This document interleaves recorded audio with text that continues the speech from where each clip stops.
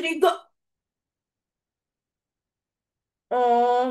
ब्रह्ममुरारिसुराचितलिङ्गं निर्मलभासितशोभितलिङ्गं जन्मजदुःखविनाशकलिङ्गं तत्प्रणमामि सदा शिवलिङ्गं देवमुनिप्रवरार्चितलिङ्गं कामदहनकरुणाकरलिङ्गं रावणदर्पविनाशकलिङ्गं तत्प्रणमामि सदा शिवलिङ्गं सर्वसुगन्धिसुलेपितलिङ्गं बुद्धिविवर्धनकारणलिङ्गं सिद्धसुरासुरवन्दितलिङ्गं तत्प्रणमामि सदा शिवलिङ्गं कनकमहामणिभूषितलिङ्गं फणिपतिवेष्टितशोभितलिङ्गं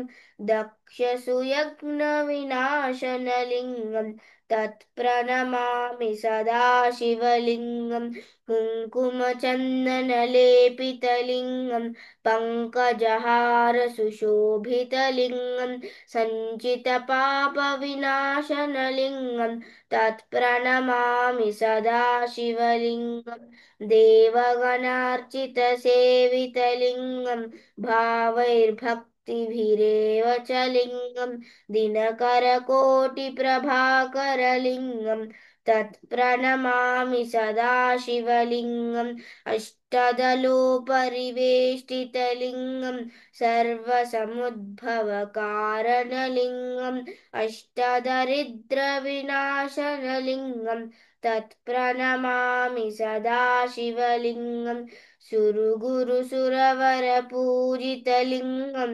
सुरवरपुष्पसदार्चितलिङ्गं परमपरं परमात्मकलिङ्गं तत्प्रणमामि सदा शिवलिङ्गं